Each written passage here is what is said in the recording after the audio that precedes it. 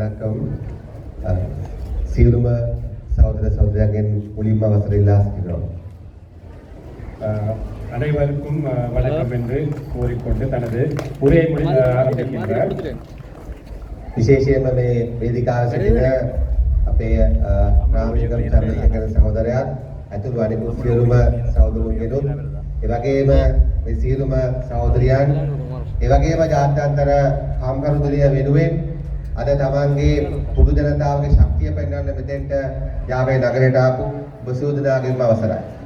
விசேடமாக மேடையில் இருக்கும் எமது கடற்தொழில் அமைச்சர் ராமலிங்கம் சந்திரசேகரன் தோழர் உள்ளிட்ட அனைத்து தோழர்களும் அதே போன்று அனைத்து சகோதரிகளும் அதே போன்று சர்வதேச தொழிலாளர் தினத்தை நினைவு கூறுவதற்காக இங்கு வருகை தந்திருக்கும் அன்பார்ந்த சகோதர சகோதரிகளே, தாய் தந்தையரே, உங்கள் அனைவருக்கும் வணக்கம். සහෝදර සහෝදරයන් දන්නවා අපි දේශීය මක්කල් ශක්ති විදියටත් ඒ වගේම ජනතා විමුක්ති විදියටත් විශේෂයෙන්ම 2015 පස්සේ මේ යාපනයේ නගරේ උත්තරවේලිවල විවිධ තැන්වල අපි ජාත්‍යන්තර කාම්කරු දිනය සමරලා තිබෙනවා. குறிப்பாக உங்களுக்கு தெரியும், கடந்த காலங்களை எடுத்துக்கொண்டால் 2015ஆம் ஆண்டுக்கு பிறகு பல இடங்களிலே இந்த யாழ் மாவட்டத்திலே குற்றவெளி உள்ளிட்ட பல இடங்களிலே இந்த சர்வதேச தொழிலாளர் தினத்தை முன்னிட்டு நாங்கள் நிகழ்வுகளை நடத்தி இருக்கின்றோம். ඒ හැම සැරේම අපි යාපනයේ මැදිරිය පැවැත්වුවේ උතුරු පළාතම එක මැදිරියක් විදියට. அந்த அனைத்து சந்தர்ப்பங்களிலும் வடமாகாணத்தில் இருக்கும் அனைத்து மாவட்டங்களையும் ஒன்றிணைத்து தான் அந்த மே தினங்களை நாங்கள் கொண்டாடினோம். ඒ නිසා අපිට සිහිනයක් තිබුණා යාපනයේ මැතිවරණ දිස්ත්‍රික්කයේ විදියට එක මැදිරියක් අපි යාපනයේ දිස්ත්‍රික්කයේ හයියෙන් යාපනයේදී කරන්න அதே සිහිනය අපි සම්පූර්ණ කරන්න තිබෙනවා. அதே போன்று நான் கூற விரும்புகின்றேன், எங்களுக்கு ஒரு கனவு இருந்தது, யாழ் தேர்தல் மாவட்டத்தை மட்டும் ஒன்று சேர்த்து ஒரு மே தினத்தை கொண்டாட வேண்டும் என்று. இன்று அந்த கனவு நனவாகி இருக்கின்றது. ඒ වගේම තමයි අපි පක්ෂ මූලස්ථාන තුල මේ සැරේ කතා කරා කොහොමද අපි மே දිනේ තියන්නේ කියලා. அதே போன்று மக்கள் விடுதலை முன்னணி என்ற அடிப்படையிலே நாங்கள் தலைமையகத்திலே கலந்தாலோசித்தோம் எவ்வாறு இம்முறை இந்த மே தினத்தை நாங்கள் கொண்டாட வேண்டும் என்று. එකක් තමයි මේ තෙල් ප්‍රශ්නයත් එක්ක ඒ තෙල් ප්‍රශ්නයත් එක්ක අපි කොහොමද மே දිනේ තියන්නේ කියන එක එක දෙයක්. அதாவது இன்றைய காலகட்டத்தில் நிலவும் இந்த எரிபொருள் தட்டுப்பாட்டு இருக்கின்ற நிலையிலே எவ்வாறு இந்த மே தினத்தை நடத்துவது என்பது நாங்கள் யோசித்தோம். අනිත් එක තමයි අපි 103 ඉන්නකොට නේද? 103 ඉන්නකොටත් මෙතන ඉන්න මේ සහෝදර සහෝදරියන් අපි ගොඩක් අය ගිහිල්ලා ගෝල් ෆේස් පිට්ටනිය පිරෙව්වා. ඒ නිසා අද අපි 3-2 ආණ්ඩුවක් හදාගෙන තියෙනකොට අපිට ලක්ෂ ගාණක් සෙනඟ තියාගන්න පිට්ටනියක් වෙන්න හොයාගන්න කියන ප්‍රශ්නයත් අපිට තිබුණා. மற்ற விடயம்தான், நாங்கள் 3% எங்களுக்கு வாக்கு கிடைத்த காலகட்டத்திலும் நாங்கள் கொழும்பிலே இருக்கும் பிரமாண்டமான ஒரு மைதானமான கோல்ஃபேஸ் மைதானத்தை நாங்கள் நிரப்பினோம் மே தினத்திலே. அதனால் நாங்கள் ஆளும் தரப்பு என்ற அடிப்படையிலே எங்களுக்கு கொழும்பிலே ஒரு மைதானம் ஒன்று இல்லை நிரப்புவதற்கு அவ்வளவு சனம் வரும் என்ற எதிர்பார்ப்பு எங்களுக்கு இருந்தது. அந்த விடயத்தை நாங்கள் கருத்தில் எடுத்தோம். ඒ නිසා අද අපිට පුළුවන් වෙලා තිබෙනවා ලංකා ඉතිහාසයේ එක දේශපාලන ව්‍යාපාරයක් විදියට රටේ ප්‍රධාන මැතිවරණ දිස්ත්‍රික්ක 21ේම දසලක්ෂ සංඛ්‍යාත මිනිස්සු එකතු කරගෙන පුංචි මිනිස්සු එකතු කරගෙන දෙමළ සිංහල මුස්ලිම් මිනිස්සු එකතු කරගෙන මහා පරිමාණ මැදිරි 21ක් කරන්න. ஆகவே இன்றைய தினத்திலே நாங்கள் எடுத்த முடிவின் பலனாக நாடு முழுவதும் எல்லா மாவட்டங்களிலும் நாடு முழுவதும் அனைத்து பாட்டாளி வர்க்கம், தொழிலாளர் வர்க்கம், சாதாரண மக்கள், தமிழ், முஸ்லிம், சிங்களம் அனைத்து மக்களையும் ஒன்று திரட்டி இன்றைக்கு 21 மே தினங்களை நாங்கள் இன்றைய தினத்திலே இலங்கை முழுவதும் நாங்கள் இன்று கொண்டாடி கொண்டிருக்கின்றோம். ඒ වගේම තමයි අපි ඔබතුමාලට කියන්න ඕන කම තිබෙනවා මුලින්ම ගත්තට පස්සේ අද කාම්කරු දිනේ වැඩගත්කම ගැන ගොඩක් අය කියලා තියෙන නිසා මම කැමති අපේ රටේ ඔබතුමාලා කරපු විශාල වැඩස්කමක් තිබෙනවා පහුගිය අවුරුදු 24 සැප්තැම්බර් වල එතනින් පටන් ගන්න. நான் நினைக்கின்றேன் சர்வதேச தொழிலாளர் தினம் தொடர்பாக பல தோழர்கள் கதைத்திருப்பார்கள். ஆகவே 2024ஆம் ஆண்டு இந்த நாட்டு மக்கள் பெரிய ஒரு மாற்றத்தை ஏற்படுத்தி இருக்கின்றார்கள். அந்த மாற்றம் தொடர்பாக கதைத்து நான் இந்த உரையை ஆரம்பிக்க நினைக்கின்றேன். තමුන්නා දන්න අපේ දේශීය මක්කල් ශක්තිය ආණ්ඩුව 2024 සැප්තැම්බර් මාසෙදී උතුර දකුණ නැගෙනහිර බටහිර සියලුම ජනතාව එකතු වෙලා හදපු ආණ්ඩුවක්. உங்களுக்கு தெரியும் 2024ஆம் ஆண்டு செப்டம்பர் மாதம் 21ஆம் தேதி இந்த நாட்டிலே இருக்கும் தமிழ், முஸ்லிம், சிங்கள மக்கள் அனைத்து பாகங்களிலும் இருக்கும் மக்கள் ஒன்று சேர்ந்து ஒரு மக்கள் ஆட்சியை இந்த நாட்டிலே நிலைநாட்டினார்கள். ඒක තනිකරම සාමාන්‍ය ජනතාවගේ ශක්තියෙන් කප්පන් දීලවත් සල්ලි බෙදලවත් බොරු channel වලින් එක එක බොරු කියලාවත් එහෙම නෙමෙයි තනිකර මහජන ශක්තියෙන් මක්කල් ශක්තිය මත ගොඩනගාගත් ආණ්ඩුවක් තමයි ඔබතුමාලා 24 දී හැදුවේ. அவ்வாறு அமைத்துக் கொண்ட அந்த மாற்று அரசாங்கம் என்பது ஏதாவது லஞ்சத்திற்கு அல்லது கொடுப்பனவுக்கு அடிமணிந்த அல்ல, ஏமாறி அல்ல, அல்லது வேறு தொலைக்காட்சி நிகழ்ச்சிகளுக்கு ஏமாறி அல்ல, முற்றுமுழுதாகவே இந்த நாட்டில் இருக்கும் சாதாரண மக்கள் தங்களுடைய அந்த எதிர்பார்ப்புடன் நல்ல எதிர்பார்ப்புடன் அமைத்துக் கொண்ட அரசாங்கம் தான் அமைத்துக் கொண்டனர். දැන් ඒ ආණ්ඩුවට මාස 18ක් ගත වෙලා තිබෙනවා. தற்போது அந்த அரசாங்கத்திற்கு கிட்டத்தட்ட 18 மாதங்கள் கடந்திருக்கின்றன. අපි මේ ආණ්ඩුව ගන්නකොට රට තිබිච්ච තැන ගැන මම හිතුවා විනාඩි 3-4ක් කතා කරලා මතක් කරගන්න කොහොමදයි කියලා. நாங்கள் அரசாங்கத்தை பாரமெடுக்கும் போது இந்த நாடு இருந்த நிலையை தொடர்பாக சற்று கதைக்க விரும்புகின்றேன். ඔබතුමාලා දන්නවා අනුර සහෝදරයා ජනාධිපති බවට පත් කරනකොට අපේ රට ආර්ථික වශයෙන් මිදවැටිලා රටේ බඩු මිල 70 ගානකින් වැඩි වෙලා මිනිස්සු ජීවත් වෙන්න බැරි රටක් තමයි තිබුණේ. நீங்கள் அனுர திசாநாயக தோழர் அவர்களுக்கு ஜனாதிபதி ஆகுவதற்கு வாக்களிக்கும் காலகட்டத்திலே இந்த நாடு மிகவும் பொருளாதார ரீதியாக மிகவும் ஒரு வங்குரோத்து அடைந்த நிலையிலே தான் இந்த நாடு காணப்பட்டது. රටක් වශයෙන් ගත්තොත් එහෙම ලංකාවට කිසිම විදේශිකයෙක් එන්නේ නැති ජාත්‍යන්තර පිළිගැනීමක් නැති රටක් තමයි තිබුණේ. ஒரு நாடு என்ற அடிப்படையில் எடுத்துக்கொண்டால் எமது நாட்டுக்கு எந்த ஒரு சர்வதேச மட்டத்திலும் ஒரு மதிப்பு இருக்கவில்லை. எந்த ஒரு நாட்டின் தலைவர்களும் இந்த நாட்டுக்கு வருகை தரவில்லை அந்த காலகட்டத்தில். යුද්ධය වෙලා අවුරුදු 15කට පස්සේ වවුනියාව ඉඳලා කාංකේසන්තුරේ දක්වා චෙක් පොයින්ට් පිරිච්ච උතුරක් තිබුණේ. யுத்தம் முடிவடைந்து கிட்டத்தட்ட 15 வருடங்கள் கடந்த நிலையிலும் வவுனியாவில் இருந்து யாழ்ப்பாணம் காங்கேசன்துறை வரை எடுத்துக்கொண்டாலும் பல இடங்களிலே சோதனை சாவடிகள் அல்லது செக் பாயிண்ட்கள் பல காணப்பட்டன. ඒ කාලේ මොන වගේ දේශපාලන තිබුණේ ආදරණීය මහතාත්. அந்த காலகட்டத்தில் எவ்வாறான ஒரு அரசியல் இருந்தது இந்த நாட்டிலே அன்பார்ந்த தாய் தந்தையரே? ඔබතුමාට මතකයි මිනිස්සු ගෑස් පෝලිං වල මැරුණා. තෙල් පෝලිං වල මැරුණා. ஞாபகம் இருக்கும் பொதுமக்கள் அந்த கேஸ் வரிசையிலே எரிபொருள் வரிசையிலே பல மக்கள் தங்கள் உயிர் தியாகங்கள் செய்தனர் அல்லது உயிரிழந்தனர். රාජපක්ෂගේ ගෝලියෝ ගිහිල්ලා ගෝල් බේස් එකට ගැහුවට පස්සේ මිනිස්සු පෙරලා ඒගොල්ලන්ට පහර දුන්නම තමයි අපි දැක්කේ සමහර රාජපක්ෂගේ වික්‍රමසිංහගේ ඇමතිලාගේ ගෙවල් වල ගෑස් සිලින්ඩර් 80 100 තියන් හිටියා කියලා. ராஜபக்சாக்களின் சிஷ்யர்கள் பொதுமக்களுக்கு கோல் பேசில் அறகலை நேரத்திலே தாக்கியதன் பின்பு அந்த மக்கள் போய் ராஜபக்சாக்களின் அந்த அமைச்சர்களின் வீடுகளை தாக்கிய போதுதான் அவதானித்தோம்.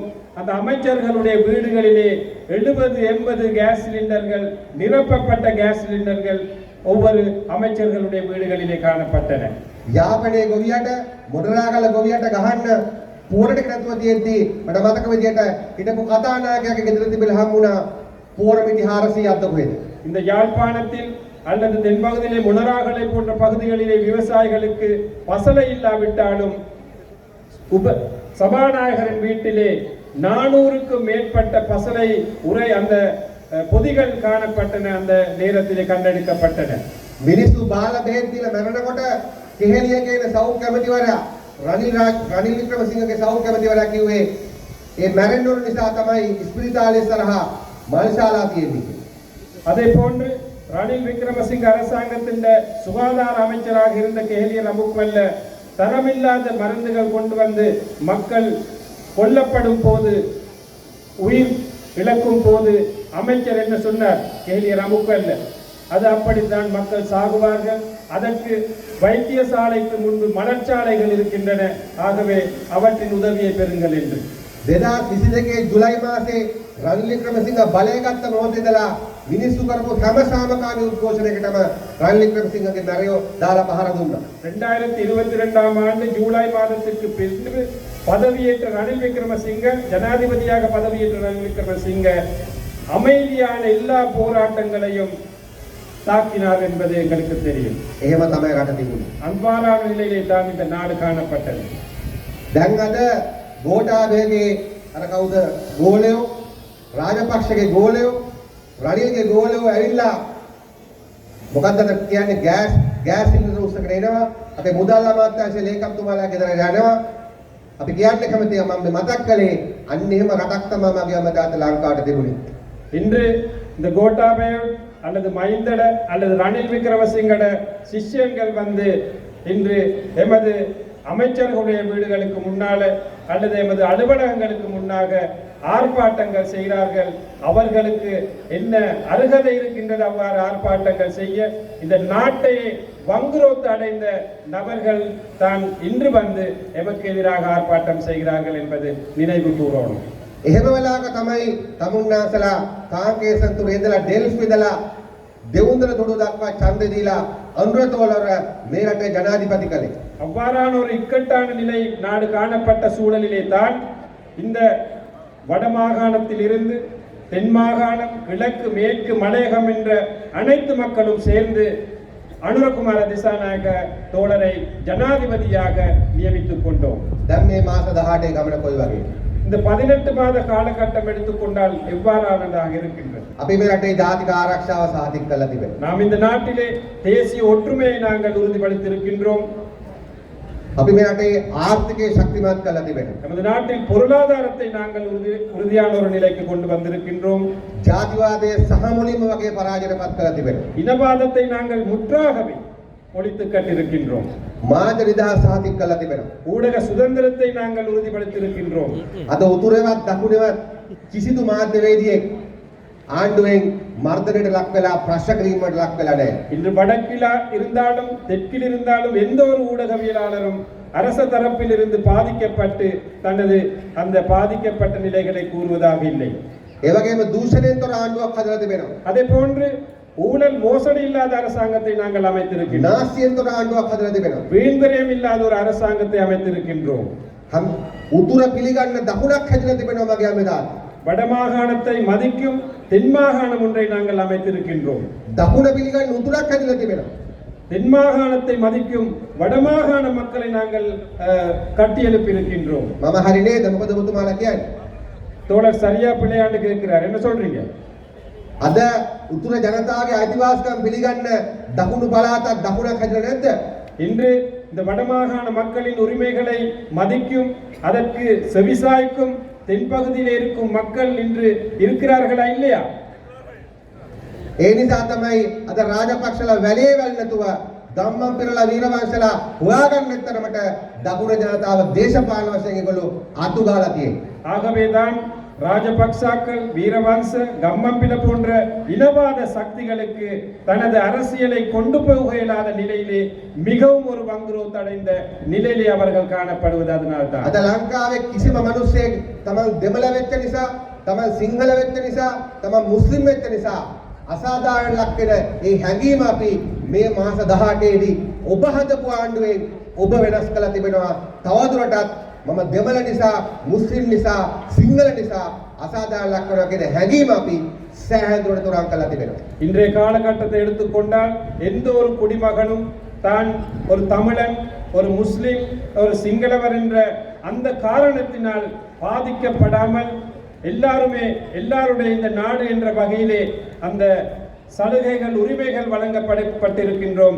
இந்த 18 மாத காலத்திலே எந்த ஒரு குடிமகனுக்கும் தான் இரண்டாம் பிரஜை, எங்களை கணக்கெடுக்காத ஒரு அரசாங்கம் என்ற உணர்வு இல்லாமல் நாங்கள் அனைவருமே இந்த நாட்டு மக்கள் என்ற அந்த சூழலை நாங்கள் ஏற்படுத்தி இருக்கின்றோம் இன்றைய காலகட்டத்திலே. ඒ නිසා ඔබතුමාලා ලංකාවේ දේශපාලන සිතියම සදහටම වෙනස් කරපු වීරයෝ විදියට තමයි, වීරවරියෝ විදියට තමයි අපි දේශීය මක්ක ශක්තිය ආණ්ඩුව වශයෙන් දකින්නේ. ஆகவே இந்த நாட்டில் இருக்கும் சாதாரண மக்கள் நீங்கள் இந்த நாட்டின் அரசியல் வரைபடத்தையே மாற்றி அமைத்த வீரர்களாகத்தான் நாங்கள் கருதுகின்றோம் உங்களை. මොකද දකුණ ජනතාවට අනුරතෝලට ඡන්ද දෙන එක එච්චර අමාරු දෙයක් නෙමෙයි. அதாவது தென் மாகாணத்தில் இருக்கும் ஒரு நபருக்கு அனுர தோழருக்கு வாக்களிப்பது என்பது அவ்வளவு கடினமான விடயம் அல்ல. මොකද අපි JVP එක විදියට දේශීය මක්කල් ශක්තිය විදියට අවුරුදු 40 50ක් අපි දකුණේ විශාල වශයෙන් දේශපාලනය කළා තිබිච්ච නිසා. அதாவது தென் மாகாணத்தில் நாங்கள் மக்கள் விடுதலை முன்னணி என்ற அடிப்படையிலும் தேசிய மக்கள் சக்தி என்ற அடிப்படையிலும் பல வருட காலமாக தென்பகுதியிலே நாங்கள் தொடர்ச்சியான அரசியலில் ஈடுபட்டு வந்தோம். හැබැයි යාපනයේ කිලිනොච්චියේ මේ ප්‍රදේශ ජනතාවට අපි දේශපාලන වශයෙන් කරපු මැදිහත් වීම අඩුයි. ஆனால் யாழ் மாவட்டம் கிளிநொச்சி போன்ற இந்த வடமாகாணத்திலே அரசியல் ரீதியான ஈடுபாடுகள் பல மடங்கிலே எங்கள் அரசியல் ஈடுபாடு குறைந்து தான் காணப்பட்டது. නමුත් ඔබතුමාලා මේ උතුරේ මේ විශේෂම යාපනයේ ජනතාව ඒ පැරණි දූෂිත ජාතිවාදී දේශපාලනය පැත්තක තියලා දකුණ පිළිගන්න උතුරක් තිබෙන බව මෙතන ඔබතුමාලා පෙන්නලා තිබෙනවා. அவ்வாறு இருந்தாலும் இங்கு நாங்கள் தொடர்ச்சியாக அரசியல் செய்யாவிட்டாலும் இந்த நாட்டிலே சரியான ஒரு தலைமைத்துவம் தேவை, நியாயமான ஒரு தலைமைத்துவம் தேவை என்ற முடிவுடன் வரலாற்று முழுவதும் பாரம்பரிய கட்சிகளாக இருந்த பல கட்சிகளை நிராகரித்து விட்டு சரியான ஒரு தலைமைத்துவத்துக்கு வாக்களித்துள்ளீர்கள். அது மிகவும் கடினமான ஒரு காரியமாகத்தான் நாங்கள் கருதுகின்றோம். එසා ලංකාවේ දේශපාලන සිතියම වෙනස් කරපු පිරිස තමයි ඔබතුමාලා. ஆகவே இலங்கையின் அரசியல் வரைபடத்தை மாற்றி அமைத்த நபர்கள் தான் நீங்கள். ඉතින් ඒ නිසා අපි ඔබතුමාලා හදපු ආණ්ඩුව මාස 18ක් කරපු මහා පරිමාණ විප්ලවීය වෙනස්කම් තමයි මගේ අමතා දේවා. ஆகவே இந்த 18 மாத காலத்தில் நீங்கள் அதிகாரம் அளித்த அந்த அரசாங்கம் செய்த புரட்சிகரமான மாற்றங்கள் தான் அந்த மாற்றம் என்பது.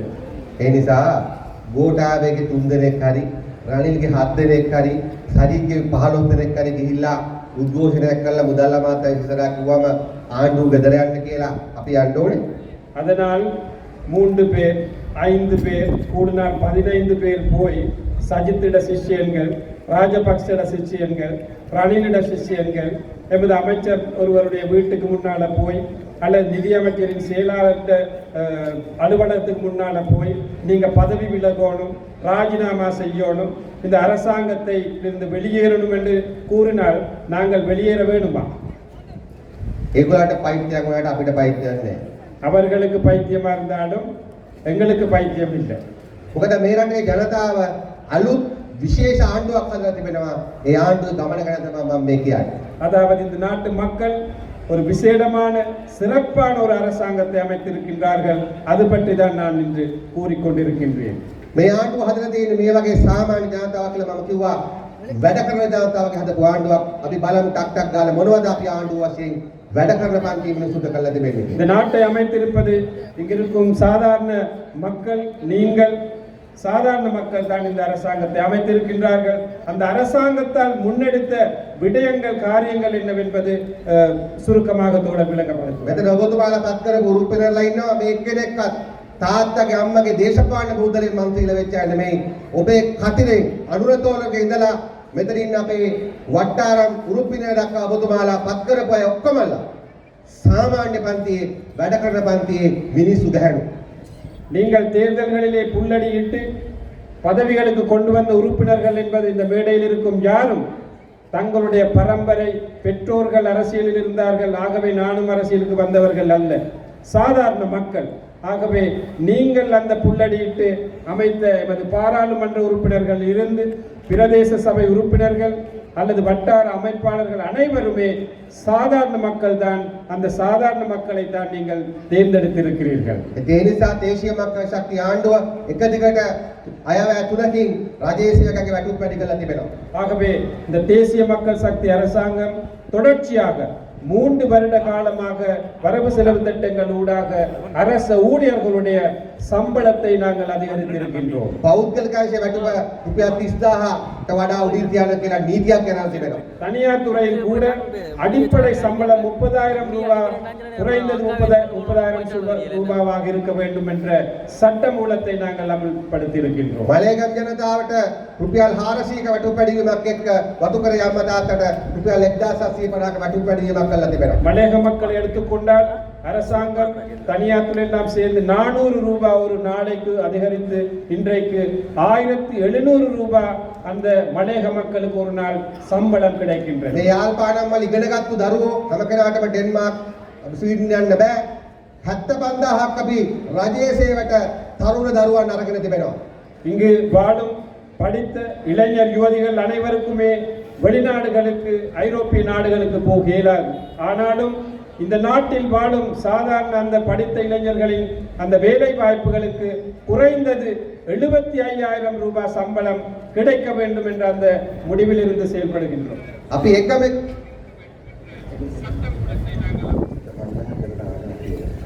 75,000 பேரை நாங்கள் தொழில்களுக்கு இணைத்துக் கொண்டிருக்கின்றோம். ඒ වගේම අපි තවදුරටත් රාජ්‍ය ශක්තිමත් කරන්න රජයේ එකම කර්මාන්ත ශාලාවක් තිබුණා නැතුව ராஜ்யாංශය ශක්තිමත් කරගෙන යනවා.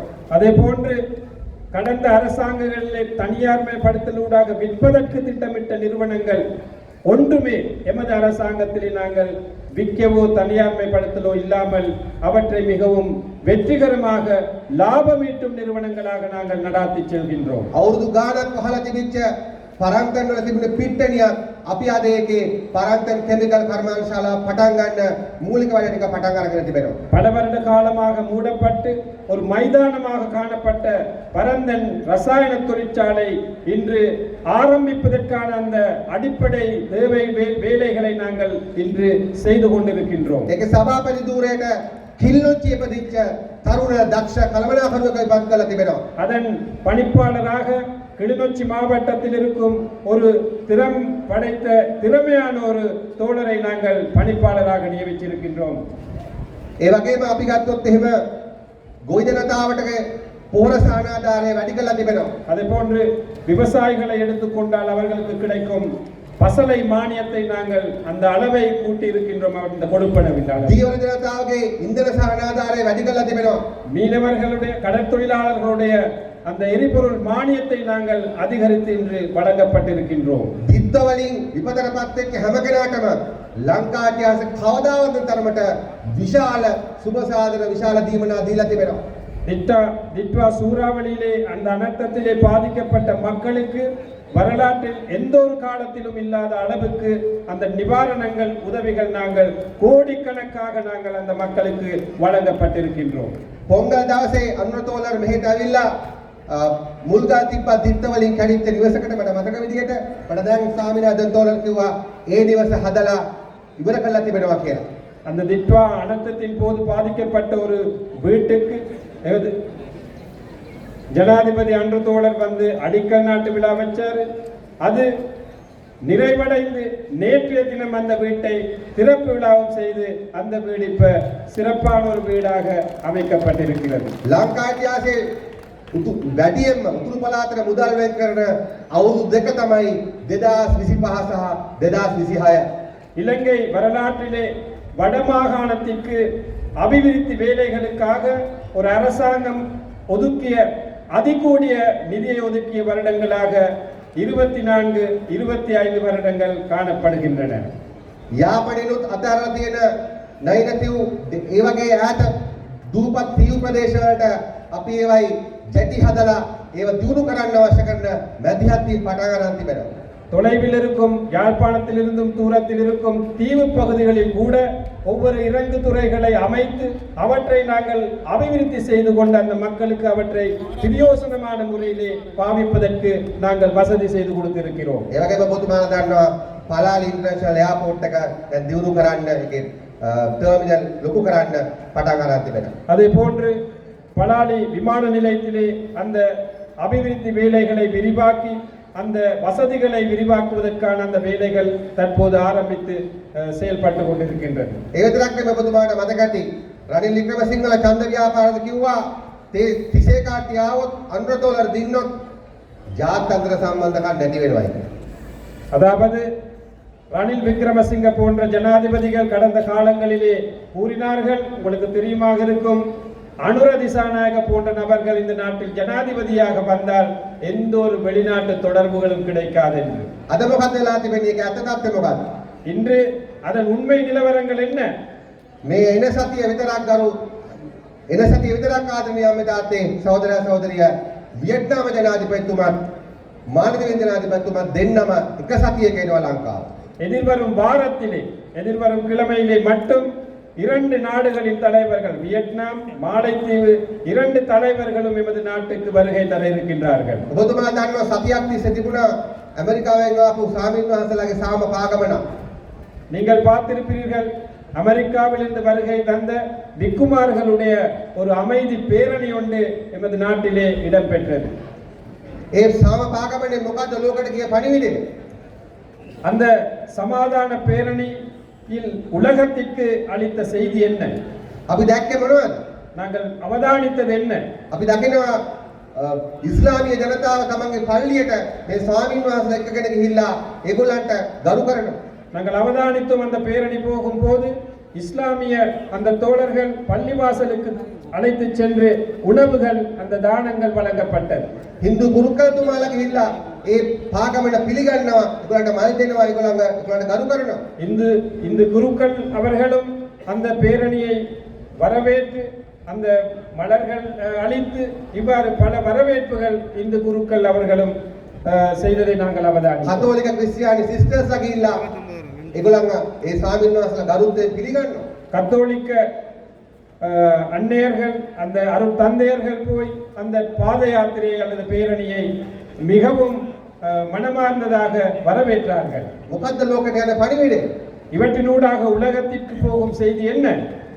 ලංකාව කියලා කියන්නේ සිංහල දෙමළ මුස්ලිම් විතරක් නෙමෙයි, බෞද්ධ ඉස්ලාම් ක්‍රිස්තියානි හින්දු අපි ඔක්කොටම එකට ඉන්න පුළුවන් රටක කියන දලන්ත පණිවිඩය තමයි ලෝකෙට යන්නේ. இலங்கை என்பது சிங்களம் தமிழ் முஸ்லிம் இனத்தவர் மட்டுமல்ல, மதங்களான பௌத்தம் இந்து இஸ்லாமிய கத்தோலிக்க போன்ற மதங்களும் ஒன்று சேர்ந்து மிக அமைதியாக வாழுகின்ற ஒரு நாடு என்ற செய்தி இவற்றினூடாக வெளிநாடுகளுக்கு செல்கின்றது. ඒ නිසා අපි ආණ්ඩුවක් විදියට අපි දුන්නු පොරොන්දු ප්‍රමාණයක් තිබෙනවා. ඒ පොරොන්දු හැම එකක්ම අපි ක්‍රමානුකූලව සංයමයෙන් කරගෙන යනවා. ஒரு அரசாங்கம் என்ற அடிப்படையிலே நிறைய வாக்குறுதிகள் நாங்கள் மக்களுக்கு வழங்கி இருக்கின்றோம். அந்த வாக்குறுதிகளை நாங்கள் ஒன்றன் பின் ஒன்றாக படிப்படியாக நிறைவேற்றிக் கொண்டு வருகின்றோம். සමහරව අහනවා ඒ වුණාට මේක කළා නෑ නේද, අරක කළා නෑ නේද, අරකත් කළා නෑ නේද කියලා. என்றாலும் சிலர் கேள்வி எழுப்புகிறார்கள், இந்த வேலையை செய்யவில்லை அந்த வேலையை செய்யவில்லை என்று அவ்வாறான கேள்விகளும் மக்கள் எழுப்பி இருக்கின்றார்கள் என்பதும் எங்களுக்கு தெரியும். ඔබතුමා දන්නවා අපිට ඔබතුමාලා මේ ආණ්ඩුව හැදින මාස 60කට තාම ගත කරලා තිබෙන්නේ මාස 18යි. நீங்கள் எங்களுக்கு அதிகாரம் வழங்கி இருப்பது 60 மாதங்களுக்கு என்றாலும் தற்போது கடந்திருப்பது அண்டலவா 18 மாதங்கள் என்பதும் குறிப்பிட வேண்டும். එතන මේ මාස 18 ඇතුළතදී අපි විශාල දේවල් කරනවා වගේම අපි සමහර දේවල්ට අවශ්‍ය කරන කාලයත් අරගෙන ඒවත් විසඳගෙන යනවා. சில பெரிய அபிவிருத்திகளை நாங்கள் செய்து கொண்டு வருகின்ற அதே நேரத்திலே சின்ன சின்ன தேவைகளும் உங்களுக்கு என்ன தேவை என்பதும் அறிந்து அவற்றையும் நாங்கள் படிப்படியாக செய்து கொண்டு வருகின்றோம். දැන් මෙතන අපිට දෙමළ සිංහල මුස්ලිම් කතාවක් නෑ. ක්‍රිකට් වලට ආවට පස්සේ ක්‍රිකට් කිව්වම අපි ඔක්කොම එකතු කරන එක දෙයක්. அதாவது இந்த விளையாட்டுத் துறையிலே கிரிக்கெட் என்பது சிங்களம் தமிழ் முஸ்லிம் வேறுபாடு இல்லாமல் நாங்கள் அனைவருமே ஒரு இடத்திற்கு ஒரு ஒருங்கிணைப்புக்கு எடுக்கும் விளையாட்டு தான் கிரிக்கெட் என்பது. එතකොට අපිට කිව්වා අවුරුදු ගාණක් එකම කණ්ඩායම තමයි ක්‍රිකට් පාලක මණ්ඩලයේ ඉන්නේ. ඒගොල්ලන් ආපු ගමන්ම නිකන් ටක් ගාලා එලවලා දාන්න එහෙම තමයි කරන්න තිබුණේ කියලා සමහරු අපේ හිතවත් අයත් අපිට පොඩ්ඩක් ජනදුරු ගගායි. சில நேரங்களிலே இந்த கிரிக்கெட் கட்டுப்பாடு சபையை நாங்கள் வந்தவுடன் மாற்றி அமைக்கணும், அதை மாற்றி அமைத்து கிரிக்கெட் துறையை வளர்க்க வேண்டும் என்று ஒரு சிலர் எங்களுக்கு ஆரம்பத்தில் இருந்தே கூறிக்கொண்டு வந்தார்கள். නමුත් ඔබතුමාලා දන්නවා ඒ ඡන්දකින් බලටපත් වෙච්ච ක්‍රිකට් සංගමයක් එහෙම එකපාර අපි එළෙව්වනම් මොකද වෙන්නේ? ලංකා ක්‍රිකට් තහනම් වෙනවා. ஆனால் ஒரு வாக்கெடுப்பினூடாக தேர்ந்தெடுக்கப்படும் கிரிக்கெட் கட்டுப்பாடு சபையை எங்களுக்கு ஒரே அடியாக மாற்றி அமைக்கலாது. அப்படி செய்திருந்தால் என்ன ஆகும்? இந்த அரசாங்கம் தொடர்பாகவும் கிரிக்கெட் தொடர்பாகவும் எங்களுக்கு ஒரு கருப்பு புள்ளி ஒன்று எங்களுக்கு வந்திருக்கும். දේශපාලනය කියන්නේ විද්‍යාවක් වගේම කලාවක්. அரசியல் என்பது ஒரு விஞ்ஞானம் என்ற வகையிலே ஒரு பக்கத்திலே விஞ்ஞானம், அதே போன்ற ஒரு கலையாகவும் அது இருக்கு. අද මොකද වෙලා තිබෙන්නේ? இன்று என்ன நடந்திருக்கின்றது? හිටපු මුළු පාලක මණ්ඩලෙම ගිහිල්ලා තිබෙනවා. காணப்பட்ட அந்த கிரிக்கெட் கட்டுப்பாட்டு சபையில் இருந்த அனைவருமே இன்று நிராகரிக்கப்பட்டு ඒගොල්ලෝ කැමැත්තෙන් මාස්සලා ගිහිල්ලා තිබෙනවා. அவர்கள் விரும்பியே ராஜினாமா செய்திருக்கிறார்கள். ලංකා ක්‍රිකට් තහනම් වෙලා නැහැ. ලංකා ක්‍රිකට් ලෝකෙ පිළිගන්නවා. இலங்கையிலே கிரிக்கெட் தடை செய்யவும் இல்லை, இன்று உலகளாவிய மட்டத்தில் ஏற்றுக்கொள்ளும் விளையாட்டாகவும் இருக்கின்றது. අලුත් කණ්ඩායම ක්‍රිකට් පාලක මණ්ඩලයට ගිහින් පත්තරා තිබෙනවා. புதிய ஒரு குழு ஒன்று அந்த கிரிக்கெட் கட்டுப்பாட்டுக்கு தேர்ந்தெடுக்கப்பட்டிருக்கிறார்கள். ඒ නිසා සමහර ප්‍රශ්න සමහර හිතුවට දත්තකම විසඳන්න ඕන කියලා ඒ හැම දෙයකම අපි සලස්මක් එක ගමන් කරගෙන ඉන්නවා. ஆகவே ஒரு பிரச்சனை திடீரென்று தீர்க்க வேண்டும் என்று யாரும் சிந்தித்தாலும், ஆனால் அதை காலம் எடுத்து சரியான முறையிலே தான் தீர்க்க வேண்டும். அந்த வகையிலே இந்த அரசாங்கம் மிகவும் சிறப்பான முறையிலே பயணித்துக் ඒ கொண்டிருக்கின்றது. නිසා තමයි සමහරු කියන්නේ ක්‍රිකට් පාලක මණ්ඩලයේ වැඩින් අනුරතෝලර් ඩබල් සෙන්චරියක් ගැහුවා. ஆகவே தான் ஒரு சிலர் கூறுகிறார்கள், இந்த கிரிக்கெட் கட்டுப்பாட்டு சபை பிரச்சனை காரணமாக அனுரதோழர் டபுள் செஞ்சுரி 2 தடவை அவர் ஸ்கோர் பண்ணியிருக்கிறார் என்று சிலர் சொல்கிறார்கள். අතීත පාලකව හදපු තව ඒ වගේ පිළිකා තව ඒ වගේ ගැටලු රාශියක් තිබෙනවා. கடந்த கால ஆட்சியாளர்கள் நிர்மாணித்த அவ்வாறான இன்னும் பல பிரச்சனைகள், புற்றுநோய் போன்ற பிரச்சனைகள் இன்னும் இருக்கின்றது சமூகத்திலே. ඒ වගේ ප්‍රශ්න සමහර ඒවා යාපනයේ තිබෙනවා. அதே போன்ற பிரச்சனைகள் இங்கும் காணப்படும். யாழ்ப்பாணத்திலும் இருக்கலாம், මාතරත් තිබෙනවා. மாத்தறையிலும் இருக்கலாம், කොළඹත් තිබෙනවා. கொழும்பிலும் இருக்கு. සමහරට ජනතාවගේ ලොකු කැමැත්තකින් තොරව හදපු ආගමික සංස්කෘතික ස්ථාන වෙන්න පුළුවන්. சில நேரங்களிலே மக்களுடைய விருப்பம் இல்லாமல் அமைத்த மத ஸ்தலங்களாக இருக்கலாம். සමහරට ජනතාවට බලහත්කාර ජනතාව විරුද්ධ වෙච්ච හදපු හෝටල් වෙන්න පුළුවන්. சில நேரம் மக்கள் எதிர்ப்போடு அமைத்த ஹோட்டல்களாக இருக்கலாம். අපි මේ ප්‍රශ්නේ හැම එකක්ම ඒ ප්‍රශ්නේ ඊට වඩා වර්ධනය කරන්න දෙන්නේ නැතිව අපේ රටේ ස්ථාරභාවයට ජාතික සමගියට දශමකවත් හානියක් වෙන්න දෙන්නේ නැතුව ඒ සෑම ප්‍රශ්නයක් මතක තියාගන්න ආදරණීය අමතාතේ මේ ඉදිරි මාස 10 20 ඇතුළතදී අපි විසඳනවා. ஆகவே எந்த ஒரு பிரச்சனையாக இருந்தாலும் அதை வளர விடாமல் ஒரு குறுகிய காலத்திலே நாங்கள் அவற்றை சரியான முறையிலே ஆய்வு செய்து எந்த ஒரு பிரச்சனையும் வராமல், தேசிய ஒற்றுமைக்கு எந்த ஒரு பிரச்சனையும் வராமல், மக்களை பாதிக்காமல் நாங்கள் கட்டாயமாக அவ்வாறாக இருக்கும் பிரச்சனைகளை நாங்கள் எதிர்வரும் காலங்களிலே அவற்றுக்கு තමුන්නාට මතකයි පාස්කු ප්‍රහාරය ගැන අපිට ආපු ගමන් ඉඳලා පළවෙනි මාස 7-8 වෙකුවා කෝ පාස්කු මිනිමරු අල්ලනවා කෝ ඇල්ලුවද කියලා. உங்களுக்கு ஞாபகம் இருக்கும் இந்த ஈஸ்டர் ஞாயிறு தாக்குதல். நாங்கள் வந்தவுடனே எல்லாருமே கோஷம் எழுப்பினார்கள், எங்கே அதற்கான விசாரணைகள், எங்கே தீர்வுகள் என்று உங்களுக்கு ஞாபகம் இருக்கும். அவ்வாறு கூறியது. ජනාධිපතිතුමාවත් ආණ්ඩුවත් කලබල වුණේ. ஜனாதிபதியும் அரசாங்கமும் அவசரப்படவில்லை. ඒ පරීක්ෂණ හරියට කරගෙන යන්න ඒ නිලධාරීන්ට අවශ්‍ය ශක්තිය ධෛර්යය අපි ලබා දුන්නා. அந்த விசாரணைகள் சரியாக செய்து கொண்டு போவதற்கான அந்த அதிகாரிகளுக்கு எமது அரசாங்கத்தால் அவர்களுக்கு சக்தி வழங்கினோம், வலுவூட்டினோம். අපි බලයෙන් ඉදිවෙන්නේ නැතුව අපිට ලැබිච්ච ඔබතුමාලා අපිට දුන්නු බලය, ඒ බලය යොදාගෙන අපි පොලිසිය වෙන්න පුළුවන්, නීතිපති දෙපාර්තමේන්තුව වෙන්න පුළුවන්, රස පරීක්ෂක දෙපාර්තමේන්තුව වෙන්න පුළුවන්, අල්ලස්කම සභ වෙන්න පුළුවන්. අපි ඒව ශක්තිමත් කරා.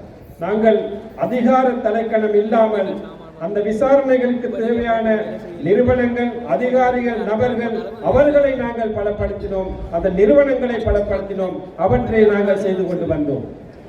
ඒ නිසා අද මොකද වෙලා තියෙන්නේ? කවුරු හරි මෙතන විශ්වාස කරාද රාජපක්ෂලා හිටපු ලොකුම විශ්වාසවන්තම රාජපක්ෂගේ හමුදානිධාරියා තමයි ඔය මේජර් ජෙනරාල් සලේ කියන්නේ. ஆகவே இங்கிருக்கும் யாராவது நினைத்தீர்களா, ராஜபக்ச அணியில் இருந்த மிகவும் உயர்ந்த மட்டத்திலே இருந்த ராஜபக்சாக்களுக்கு ஆதரவாக இருந்த சுரேஷ் சலை போன்றவர்களை கைது செய்வார்கள் என்று? ඔබතුමාලා කවුරු හරි විශ්වාස කරාද ඒ තරම් ප්‍රබල හමුදාවේ රාජපක්ෂගේ අතර ශ්‍රී ලංකා හමුදාවට වඩා රාජපක්ෂගේ පුද්ගලයෙක් ඒ වගේ කෙනෙක් අත්අඩංගුවට ගනී කියලා රටේ කවුරුත් විශ්වාස වෙන්නේ නැති තරම්. அந்த சுரேஷ் சலை என்பவர் ராணுவ தரப்பை விட ராஜபக்சாக்களுக்கு நெருக்கமாக இருந்த ஒரு ராணுவ அதிகாரி. அவ்வாறான ஒரு பெரிய நபரை கைது செய்வீர்கள் என்று நீங்கள் நினைத்தீர்களா? අද මේ සමහර ජනමාධ්‍ය වාර්තා කරනවා කොහොමද ඒගොල්ලන් පාස්කු මිනිමරුවන් රකින්න පාස්කු සැලැස්ම ආරක්ෂා කරන්න ඒගොල්ලන් කොහොමද කටයුතු இன்று ஊடகங்களிலே வெளியாகின்ற செய்திகள் அவர்கள் எவ்வாறு இந்த ஈஸ்டர் தாக்குதலை அதற்கு ஆதரவானவர்களை பாதுகாப்பதற்கு எவ்வாறு நடந்து கொண்டிருக்கிறார்கள் என்பது இன்று ஊடகங்களிலே செய்திகள் வெளியாகி வருகிறது. ඔබතුමාට කියන්න කැමති සලේව අත්අඩංගුවට ගත්ත වෙලාවේ සලේට උණ හැදුන නම් රාජපක්ෂට හැදලා තියෙන දැන් උණ සන්නිපාත කියලා මතක තියාගන්න. ஆகவே சலை கைது செய்யும் போது அவருக்கு காய்ச்சல் வந்திருந்தால் என்று ராஜபக்சாக்களுக்கு அதையும் விட பெரிய காய்ச்சல் ஒன்று வந்து பயங்கரமான ஒரு காய்ச்சலாக அவர்கள் இன்று அவதிப்படுகிறார்கள். අපි කලබල වෙලා සාක්ෂි නැතුව අත්අඩංගුවට ගන්න ගියේ නෑ. நாங்கள் அவசரப்பட்டு சாட்சி இல்லாமல் கைது செய்ய நாங்கள் அந்த முடிவுகளுக்கு போகவில்லை. මොකද ගිනි ගන්න කාලයක් තිස්සේ හදපු ප්‍රශ්න විසඳන්න ඉතාම සූක්ෂම සැලසුමක් අවශ්‍යයි.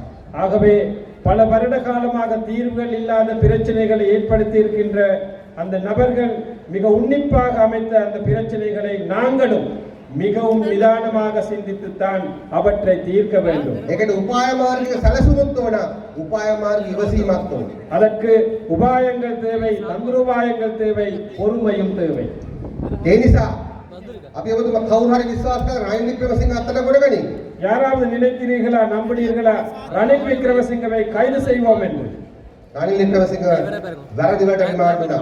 ரணில் விக்ரமசிங்க உங்களுக்கு தெரியும், குற்றச்சாட்டு செலுத்தி ரிமாண்டில் இருந்தார். ඒ නිසා අපි ඔබතුමාට කියන්න කැමති අපි දන්නවා යාපනයේ තයි යටි වෙන්න පුළුවන්, වෙන කුහරි වෙන්න පුළුවන්. පරණ ප්‍රශ්න ප්‍රමාණයක් තිබෙනවා, පොඩි පොඩි පැච් ටිකක් තිබෙනවා. ඒ පැච් වලින් ඒ පොඩි තුවාල වලින්ම තමන්ගේ දේශපාලන ජීවිතයකට ගහගන්න සෙට් එකකුත් මේ යාපනයේ ඉන්නවා, දකුණේ තියෙනවා. ஆகவே இந்த வடமாகாணத்தில் அல்லது யாழ்ப்பாணத்தில் அல்லது வேறொரு ஒவ்வொரு இடங்களில் இந்த தையிட்டி பிரச்சனை போன்ற இதுகள் வேற பிரச்சனைகள் இருக்கலாம். அவற்றை வைத்து இன்று இந்த வடமாகாணத்தில் தலைவர்கள் என்று கூறுபவர்கள், இனவாதத்தை பேசுபவர்கள் தமது அரசியல் இருப்பை அந்த பிரச்சனைகளை வைத்துத்தான் என்று நகர்த்தி கொண்டிருக்கின்றார்கள். ආදරණීය මහතාත් තයි වේවා කුරුන්දි වේවා වෙන ඕනම ප්‍රශ්නයක් අපි විසඳද්දී මොකක්ද අංකයකට මතක තියාගන්න. அன்பார்ந்த தாய்மார்களே, தந்தையர்களே, சகோதரிகளே, தையிட்டியாக இருக்கலாம், குருந்தூர் மலை பிரச்சனையாக இருக்கலாம். அந்த பிரச்சனைகளை தீர்க்கும் போது என்ன நாங்கள் முதலாவதாக நாங்கள் இருக்க வேண்டிய முடிவு என்ன? ඒක පළවෙනිම දේ තමයි මේ ප්‍රශ්න විසඳනවා කියන්නේ මේ ප්‍රශ්න විසඳීම හරහා ජාතික සමගිය ආගමික සංහිඳියාව වැඩි වෙන දිශාවට තමයි මේ ප්‍රශ්න විසඳන්න ඕන. නැතුව දේශපාලන වශයෙන් පරදිලා කරගියා ගන්න දෙයක් නැතුව දකුණේ උතුරේ දේශපාලන අනාථයන්ට ඔක්සිජන් දෙන්න අපේ ප්‍රශ්න අවසන් යන්නේ. ஆகவே பிரச்சனைகளை தீர்க்கும் போது தையிட்டியாக இருக்கலாம், வேறு பிரச்சனைகளாக இருக்கலாம். அந்த பிரச்சனைகளை தீர்க்கும் போது நாங்கள் அவதானிக்க வேண்டிய விடயம்தான் தொடர்ச்சியாக இந்த தேசிய ஒற்றுமை, இனங்களுக்குடைய நல்லிணக்கத்தை எவ்வாறு அதிகரிப்பது, அவற்றை பேணி பாதுகாப்பது எவ்வாறு என்றுதான் நாங்கள் நினைவு கருத்தில் எடுத்த வேண்டும். அப்படி இல்லாமல் பங்குரோத்து அடைந்து செய்ய வழி இல்லாமல் பங்குரோத்தடைந்த அரசியல்வாதிகளுக்கு மீண்டும் அந்த அரசியலை முன்னெடுப்பதற்காக சப்போர்ட் கொடுக்கும் வகையிலே, ஆதரவு கொடுக்கும் வகையிலே பிரச்சனைகளை தீர்க்க முடியாது என்பதை நாங்கள் கூற வேண்டும். එදා ක්‍රිකට් ප්‍රශ්න හඳුවා වගේ පාස්කු මිනිමරුවන් සොයාගන්න අපි යන ගමන වගේ අනිත්තුලා තියෙන ප්‍රශ්නත් අපි සැලසුම් සාගතව විසඳනවා. ஆகவே கிரிக்கெட் பிரச்சனை தீர்ப்பதை போன்று, அதே போன்று ஈஸ்டர் தாக்குதல் பிரச்சனை விசாரணைகள் நடத்துவதை போன்று இங்கு காணப்படும் பிரச்சனைகளையும் நாங்கள் படிப்படியாக பொறுமையுடன் அவற்றுக்கு தீர்வுகள் வழங்குவோம் என்பதையும் நாங்கள் உறுதியாக இந்த நேரத்திலே கூற விரும்புகிறோம். ඒ වගේම තමයි දැන් මේ දවස්වල ඔබතුමාලට තේනවා රටේ පෞද්ගලික අංශය, රටේ රාජ්‍ය අංශය, පොදු ජනතාව බොහොම වගකීමෙන් රට ඉස්සරහට ගෙනියමින් තිබෙනවා. ஆக உங்களுக்கு கண்கூடாக தெரிகிறதா இருக்கும், அரசு துறை, தனியார் துறை, ஒட்டுமொத்தமாக மக்கள் சேர்ந்து இந்த நாட்டை ஒரு சரியான வழியிலே நடாத்தி செல்வதை நீங்கள் அவதானிக்கிறீர்கள். එහෙම තියෙද්දී මේ පරදිච්ච ජනතාව විසින් ප්‍රතික්ෂේප කරපු දකුණේ සහ උතුරේ චූටි දේශපාලන කණ්ඩායම් කල්ලි මොකද කරන්නේ? ආණ්ඩුව හෙට වැටෙයි, පොංගල් වලට වැටෙයි, නැත්නම් අවුරුද්දට වැටෙයි. දින දිදින් அவ்வாறு அரசாங்கம் சரியான வழியிலே பயணித்துக் கொண்டிருக்கும் நிலையிலும் மக்களால் நிராகரிக்கப்பட்ட, மக்களால் விரட்டி அடிக்கப்பட்ட அரசியல் தலைவர்கள் என்ன செய்கிறார்கள்? கொஞ்சம் சிறிய சிறிய குழுக்களாக சேர்ந்து நாளைக்கு விழும், அடுத்த சித்திரைக்கு விழும், பொங்கலுக்கு விழும் என்று ஒவ்வொரு வதந்திகளை பரப்பிக் கொண்டிருக்கிறார்கள். මොකද්ද මේ වෙලා තියෙන්නේ? என்ன நடந்திருக்கின்றது? මේ කිසිදු උද්ඝෝෂණයක මේ කිසිදු දෙයක මගේ අම්මේ තාත්තේ සාමාන්‍ය පොදු ජනතාව ඔයවත් නැහැ ඉන්නේ අර දූෂිත දේශපාලුවන් සහ ඒගොල්ලන්ගේ යපිච්ච සුළු කල්ලි තමයි ඔය එහෙම මාධ්‍ය අල්ලගෙන එහෙම යන්නේ. அவர்கள் நடத்தும் அந்த கண்டன நடவடிக்கைகளிலே சாதாரண மக்கள் இல்லை. அவர்களுடைய அந்த கட்சியில் இருக்கும் சின்ன குழுக்கள், சிறிய குழுக்கள் ஒன்றிணைந்துதான் அந்த கண்டனங்களை இன்று நடாத்தி கொண்டு வருகிறார்கள். ඒ නිසා අපි ඔබතුමාට කියන්න කැමතියි. මේගොල්ලෝ මේ මෙච්චර දඟලන්නේ මම ඒ හේතුව ඔබතුමාලට කියන්නේ. ஆகவே நான் கூற விரும்புகின்றேன், அவர்கள் ஏன் இவ்வளவு துள்ளுகிறார்கள், எதிர்கட்சி நபர்கள் ஏன் துள்ளுகிறார்கள் என்பதை நான் கூற விரும்புகிறேன். ඔකට කොල්ලෝ කියන පොඩි වචනයක් ඒක තමයි හොඳම දේ. අර ඉත්තෑ දුන්නෝ කියන இளைஞர்கள் இதுக்கு சொல்கிறார்கள் ஒரு வார்த்தை ஒன்று இருக்கு, இந்த முள்ளம்பண்டி ஓடுகிறது என்று. දැන් මේ දවස්වල රාජපක්ෂලාගේ, වීරවංශලාගේ, රනිල්ලගේ මේ ඔක්කොගම දැන් ඉත්තව දුවන්න පටන් ගන්න තියෙනවා. இன்று ராஜபக்சாக்களுடைய, சஜித்துடைய அல்லது ரணிலுடைய அவர்களுக்கு இப்ப இந்த அவர்களுடைய முள்ளம்பண்டிகள் இப்ப ஓடிக்கொண்டிருக்கின்றன. දැන් මේ මයි මාස ගත්තොත් වීරවංශක නඩු වෙනවා, කෙහෙලියගේ නඩු වෙනවා, ඊට පස්සේ ගත්තොත් ශෂින්ද්‍ර රාජපක්ෂගේ නඩු වෙනවා, යෝෂිත රාජපක්ෂගේ නඩු වෙනවා, රනිල් වික්‍රමසිංහගේ නඩු වෙනවා, සරණ කුරුවාදගේ නඩු වෙනවා. ඒ පරණ හොර තක්කඩි දේශපාලන රොත්තෙන් සැලකිලි ප්‍රමාණයක නඩු මේ මැයි ජූනි අගෝස්තු මාසවල එනවා. இந்த மே மாதம், ஜூன், ஜூலை போன்ற மாதங்களிலே இந்த ஊழல் மோசடிகளுக்கு உள்ளான அனைவருடைய மஹிந்த ராஜபக்சவில் இருந்து நாமல் ராஜபக்ச, யோஜித் ராஜபக்ச, சசீந்திர ராஜபக்ச அவ்வாறான ராஜபக்ச கும்பல், அதே போன்று சரண குணவர்தன, ரணில் விக்ரமசிங்க, அதே போன்று பல கடந்த கால ஊழல் மோசடி அரசியல்வாதிகள் அவர்களுக்கு எதிரான வழக்குகள் விசாரணை தொடர்ச்சியாக எதிர்வரும் 3 மாத காலத்திலே வர இருக்கின்றது. ඒගොල්ලෝ දන්නවා ඒගොල්ලන්ගේ කොණ්ඩුව හිරවෙමින් තිබෙන්නේ කියලා. அவர்களுக்கு தெரியும் அவர்களுடைய சுருக்கு கொஞ்சம் கொஞ்சமாக இறுகி வருகின்றது என்று. නිසා ජනාධිපතිතුමා නූරලේදී කියලා තිබුණා 2026 වර්ෂය නම් කරනවා කියලා ලංකාවේ දේශපාලන දූෂිතයන් හිරයට යන වර්ෂය තමයි 2026 කියන්නේ. ஆகவே ஜனாதிபதி அன்வர் திசாநாயக்க தோழர் நுவரெலியாவிலே குறிப்பிட்டிருக்கின்றார், 2026ஆம் ஆண்டு என்பது ஊழல் மோசடியாளர்கள், குற்றவாளிகள் சிறைக்கு போகும் வருடம் என்பது குறிப்பிட வேண்டும் என்று அவர் கூறியிருக்கின்றார். දැන් අපි හොරුතුමා මම ඊට කලින් මේ ආපු රැස්වීමේදී අපේ සහෝදරවවා සහෝදර දකුණේ හොරු විතරද අල්ලන්නේ උතුරේ හොරු අල්ලන්නේ නැත්තේ.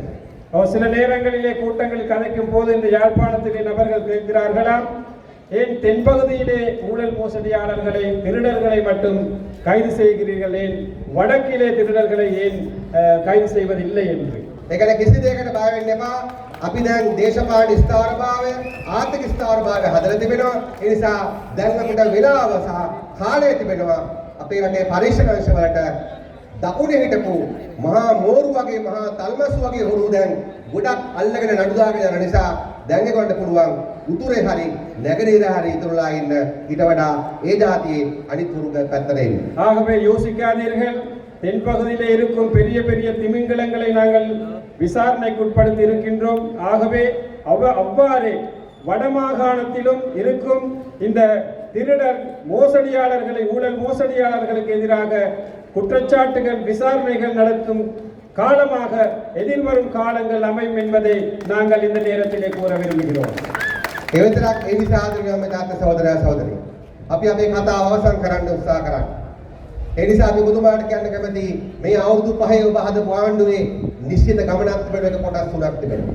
நீங்கள் அமைத்த இந்த 5 ஆண்டு வருடத்தில், 5 ஆண்டுக்கான இந்த அரசாங்கத்தில் முக்கியமாக 3 பிரிவுகள் இருக்கின்ற கட்டங்கள் இருக்கின்றது. 25 අවුරුද්ද ස්ථාවරත්වයේ අවුරුද්ද අපි ආර්ථිකය ආරක්ෂාව ජාතික සමගිය සාතික කළා තිබෙනවා. 25ஆம் ஆண்டு என்பது முதலாவது வருடம் என்பது உறுதியான ஒரு நாட்டை அமைக்கும் அந்த சவாலை முன்னெடுத்தோம். பொருளாதாரம் அரசியல் போன்ற விடயங்களை உறுதிப்பாட்டான ஒரு நிலைக்கு கொண்டு வரும் வருடமாகியது. 26 27 28 අවුරුදු 3 අපි සම්පූර්ණ සංවර්ධනය අවුරුදු ලෙස වෙන් කළා තිබෙනවා. 26 27 28ஆம் ஆண்டுகள் முற்றுமுழுதாக அபிவிருத்தியை முன்னெடுக்கும் வருடங்களாக நாங்கள் குறிப்பிடுகின்றோம். 29 අවුරුද්ද පරිවර්තනය අවුරුද්ද. 2029ஆம் ஆண்டு என்பது பரிவர்த்தனை மாற்றத்தை செய்யும் வருடமாகும். මොකද්ද පරිවර්තනය කියලා කියන්නේ? என்னது மாற்றம் என்பது? ජාතිවාදය නැති ලංකාව. இனவாதம் இல்லாத ஒரு இலங்கை. ඒක තමයි අපි මෙහි ලින්ක් කරගෙන යන්නේ. அதுதான் நாங்கள் மெதுவாக பயணித்துக் கொண்டிருக்கிறோம். හැම කෙනාම ජනාධිපති ඉඳලම නීතියට යටින් හැම කෙනාම නීතියට යටින් ඉන්න ලංකාව. ஜனாதிபதியில் இருந்து அனைவருமே நாட்டில் இருக்கும் அனைவருமே சட்டத்திற்கு மதிக்கும் சட்டத்திற்கு கீழாக இருக்கும் நபர்களாக இருக்கும் ஒரு நாடு. ඒ වගේම දූෂණයෙන් වංචාවෙන් තොර ලංකාව. அதே போன்று ஊழல் மோசடி இல்லாத ஒரு நாடு. ඊට පස්සේ ගත්තොත් එහෙම සංවර්ධනය පැත්තෙන් අපි මුළුල් පරිවර්තනයක් කරගත්තු ලංකාව. அதே போன்று அபிவிருத்தி துறை எடுத்துக்கொண்டாலும் பெரிய ஒரு மாற்றத்தை செய்து கொண்ட ஒரு அரசாங்கம் என்ற அந்த மாற்றம் தேவை. ඒ නිසා අපි ප්‍රවාහනේ විශාල වෙනසක් කරනවා. ஆகவே இந்த போக்குவரத்து துறையிலே நாங்கள் ஒரு பாரிய மாற்றத்தை செய்வோம். මම ඔබතුමාට සහතිකයක් දෙනවා මේක කොළඹදිත් කිව්වා අපි දැන් කොළඹ පටන් ගන්න තියෙනවා මිනිස්සුන්ට යන්න පුළුවන් මෙට්‍රෝ බස් සේවයක් අපි ඒ බස් සේවය එක්ක මේ අවුරුද්ද අගදී නැතිනම් අනිවාර්ය වශයෙන්ම අපි ලබන අවුරුද්ද මුලදී අර මෙට්‍රෝ බස් සර්විස් එක අපි යාපනයේත් පටන් ගන්නවා. நான் உறுதியாக கூறுகின்றேன், கொழும்பிலும் கூறினேன், இந்த வருடத்தில் இறுதியில் அல்லது கட்டாயமாக அடுத்த வருடத்தில் கொழும்பில் ஆரம்பித்ததை போன்ற அந்த மெட்ரோ பஸ் சேவை ஒன்று யாழ்ப்பாணத்திலும் ஆரம்பிப்போம் என்பது நாங்கள் உறுதியாக கூறுகிறோம். ජාතික සමගිය කියලා කියන්නේ දේශපාලන බලය බෙදා ගැනීම කෑල්ල විතරක් නෙමෙයි. தேசிய ஒற்றுமை என்பது அரசியல் ரீதியாக சமத்துவத்தை கொடுப்பது மட்டுமல்ல. උතුරේ මනුස්සයා ගැන මලේගම ප්‍රදේශ මනුස්සයා ගැන හිතන එක එයාගේ දෛනික ජීවිතය යහපත් කරන්න මහන්සි වෙන එක. வடக்கில் உள்ள மக்கள் தொடர்பாக மலையகத்தில் உள்ள மக்கள் தொடர்பாக நினைத்து அவர்களுடைய வாழ்க்கையை இலகுவாக்க வசதிகளை செய்து கொடுப்பது இதில் முக்கியமான ஒரு பங்காக இருக்கின்றது. ජනාධිපතිතුමා යෝජනා කරලා තිබෙනවා අලුතෙන් විශාල මුදලක් යොමු කරලා නගර 10ක් ගොඩනගන්න. ඒ කියන්නේ යාපේ නගරයත් ඒ සලස්න කරලා තිබෙනවා.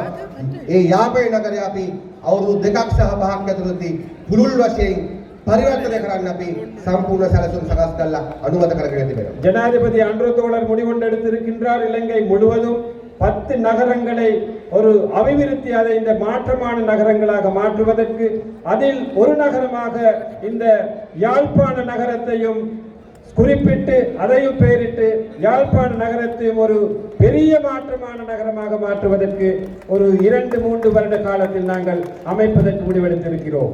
லண்டன் பாரிஸ் நியூயார்க் වගේ හදන්න නෙමෙයි. லண்டன் பாரிஸ் நியூயார்க் போன்று அமைப்பதற்கு அல்ல. මොකද ලෝකෙටම තියෙන එක යාපනය. ஏனென்றால் உலகத்திற்கே இருப்பது ஒரே ஒரு யாழ்ப்பாணம் தான். ඒ සංස්කෘතිය ආරක්ෂා කරගෙන அந்த கலாச்சாரத்தை பாதுகாப்பதுடன் මේකේ ඔබතුමාලා පොඩි වැස්සක යට වෙනවා. මේකේ තියෙනවා පොඩි පොකුණු 38ක්. ඒවා පිරිසුදු කරලා ඒවා හරි ඉස්සෙල්ලා හදාගෙන இங்கு வெள்ளப்பெருக்குகள் வருகின்றன. 38 சிறிய குளங்கள் இருக்கின்றது. அவற்றையும் புனரமைத்துக் கொண்டு அந்த கலாச்சாரத்தை பேணி பாதுகாத்துக் கொண்டு தான் இந்த அபிவிருத்தியை நாங்கள் முன்னெடுப்போம்.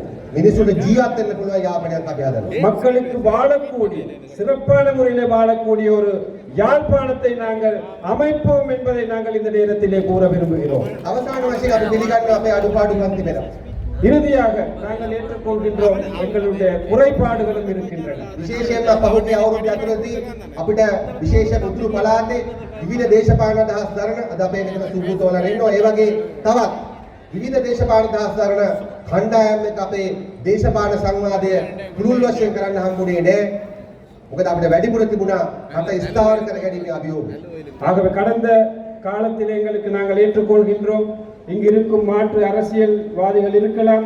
அவர்களுடன் ஒரு கருத்தாடலை ஏற்படுத்திக் கொண்டு நாங்கள் அவர்களுடன் செவிசாய்த்து அவ்வாறு கலந்துரையாடல் செய்வதற்கு எங்களுக்கு முடியாமல் போனது என்பதை நாங்கள் ஏற்றுக்கொள்கின்றோம். අපි ලෑස්ති අඩුපාඩු හදාගෙන මේ වසරේ ඉඳලා ඒ යාපනයේ දේශපාලන නැත්තම් වෙනත් ඒ දේශපාලන ක්‍රියාදාරයන් වෙනත් විවිධ ධාරාවල සමග පුළුල් සංවාදයක් කරන්න. මොකද අපි උන්ට දාමුණා ඉල්ලා සින්නවා කරුණා කළා මේ ජියෝග්‍රැෆි එකේ වෙච්ච වෙනස තේරුම් ගන්න. මොකද පළවෙනි වතාවට පහුගිය අවුරුදු 100 ඇතුලේ උතුර පිළිගන්න දකුණක් හැදිලා තිබෙනවා. අන්න ඒකත් එකතු කරගෙන අපි මේ සංවාදයට යමු කියන. ஆகவே எதிர்வரும் காலங்களில் நாங்கள் எதிர்பார்க்கின்றோம் அவ்வாறு மாற்று அரசியல் அல்லது மாற்று நபர்களுடன் கலந்தாலோசித்து அவர்களுடைய ஆலோசனைகளையும் எடுத்து எவ்வாறு இந்த பகுதியை கட்டியெழுப்பது, எவ்வாறு அரசியல் தீர்வுகள் வழங்குவது, ஆகவே அவ்வாறானவற்றை நாங்கள் செய்ய எதிர்பார்க்கின்றோம். ஆகவே மற்ற தலைவர்களிடம் நாங்கள் கேட்கின்றோம், குறிப்பாக நீங்கள் விளங்கிக் கொள்ளுங்கள், அரசியல் வரைபடத்திலே மாற்றம் ஒன்று நடந்திருக்கின்றது. அந்த மாற்றத்தை ஏற்றுக்கொள்ளுங்கள். அந்த மாற்றத்தை ஏற்றுக்கொள்ளாவிட்டால் நீங்களும் அழிந்து போவீர்கள். ஆகவே அவற்றை ஏற்றுக்கொண்டு அரசியலில் ஈடுபடுவோம் என்று நாங்கள் கேட்டுக்கொள்ள අපි උතුරේ නායකයන්ගේ ඉල්ලා සිටින තරුණ නායකයන්ගේ කරුණා කළා ඉතිහාසයේ ජීවත් වීම තරමක් හරි අඩු කළා වර්තමානයට ඇවිල්ලා මේ මිනිසුන්ගේ හෘද සාක්ෂියට අහුම්කම් දීලා வர்த்தமானே ஜீவத்தின் படங்கள் நாங்கள் கேட்கின்றோம், கோருகின்றோம் பழைய அரசியல் தலைவர்களிடம் விசேடமாக அந்த பழைய வரலாற்றிலே வாழ்வதை நிறுத்திவிட்டு நிகழ்காலத்திலே வாழுங்கள். நிகழ்கால பிரச்சனைகளை எடுப்போம். நிகழ்காலத்தில் வாழ்ந்து மக்களுடைய பிரச்சனைகள் எவ்வாறு தீர்ப்பது என்பது தொடர்பாக அக்கறை செலுத்துங்கள். வரலாற்றில் வாழ்வதை நாங்கள் சற்று மறந்துடுவோமே.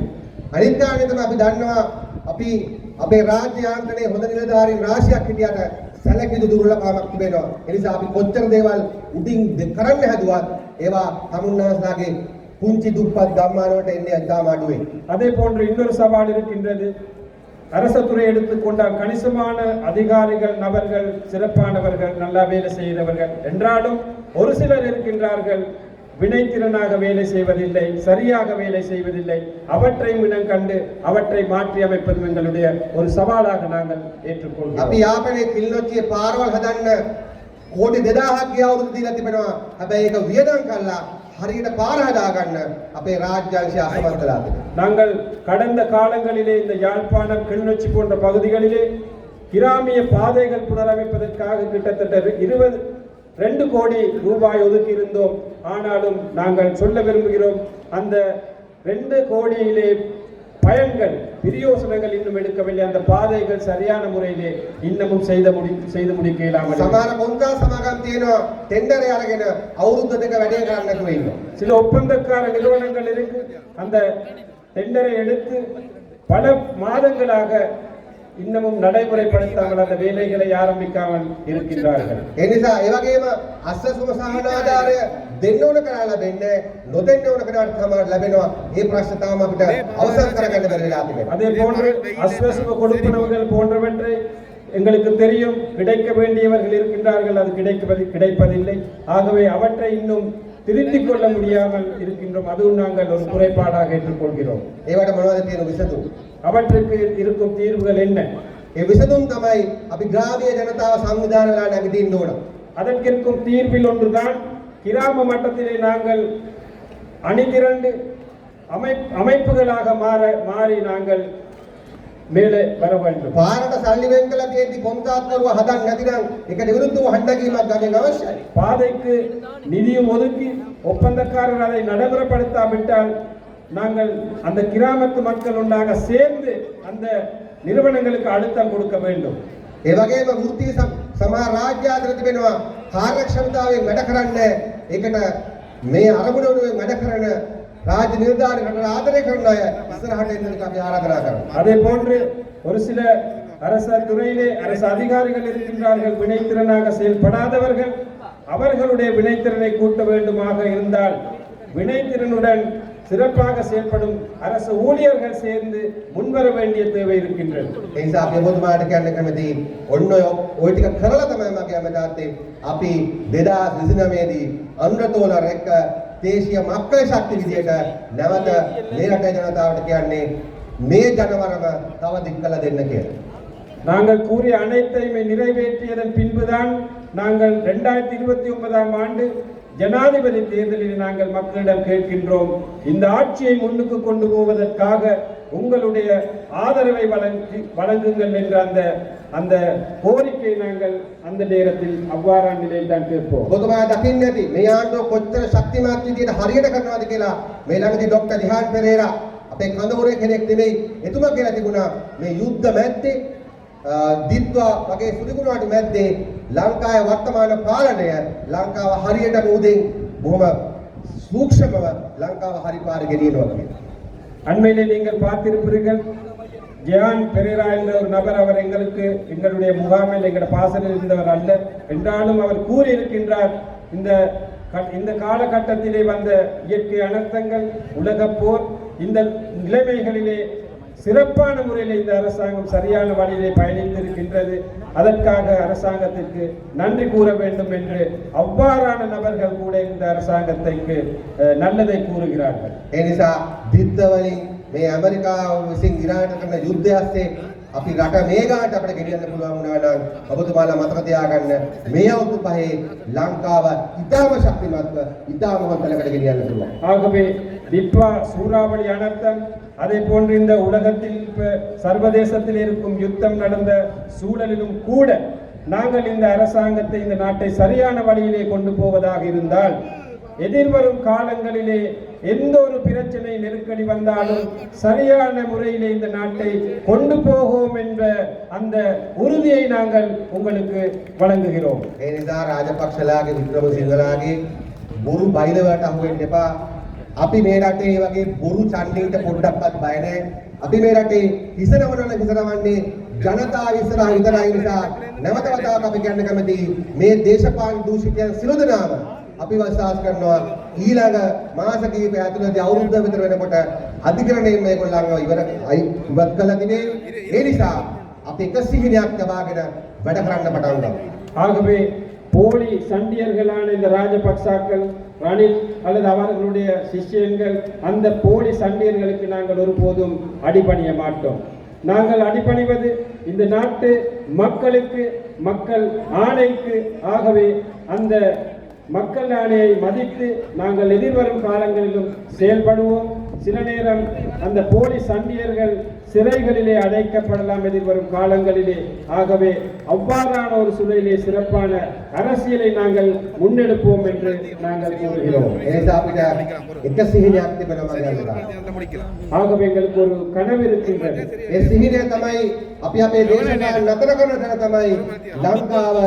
ජාතික සමගිය උතුරන යුද්ධ නිසා යුරෝපයේ කැනඩාවට යන්න වෙච්ච ඒ අම්මා තාත්තා උතුරේ යාපනයේ නැවත ලංකාවට එන්න හිතන ජාතික සමගිය උතුරන සංවර්ධිත ලංකාවක් ගොඩනගන එක තමයි දේශීය මක්කල් ශක්තිවල සිහිනය. අන්නේ සිහිනය වෙනුවෙන් අපි ඔක්කොම එකට වැඩ කරමු කියලා ආරාධනා කරමින් ඔබ සියලු දෙනාටම ජය වේවා ප්‍රාර්ථනා කරමින් අපි සමුගන්නවා. ඔබට ජය වේවා. அந்த கனவுதான் இந்த நாட்டிலே நாங்கள் தேசிய மக்கள் சக்தி இந்த அரசியலிருந்து நாங்கள் விடுபடுவதாக இருந்தால் எமது எதிர்பார்ப்பு தான் இந்த நாட்டிலே தேசிய ஒற்றுமை என்பது வழிந்தோடும், நிரம்பி வழிந்தோடும் ஒரு நிலையிலே இந்த நாட்டில் சிறப்பான ஒரு அபிவிருத்தியை அனுபவிக்கும். இந்த நாட்டில் அனைத்து மக்களும், சிங்களம், தமிழ், முஸ்லிம் மக்கள் அனைவருமே நிம்மதியாக எல்லா உரிமைகளுடன், எல்லா வசதியுடன் வாழக்கூடிய ஒரு சூழலை அமைப்பது. அந்த சூழல் அமைக்கும் வரையும் எமது பயணம் நீடித்துக் கொண்டிருக்கும். அந்த நீடிப்புக்காக நாங்கள் அனைவருமே கைகோர்த்துக் கொள்வோம்.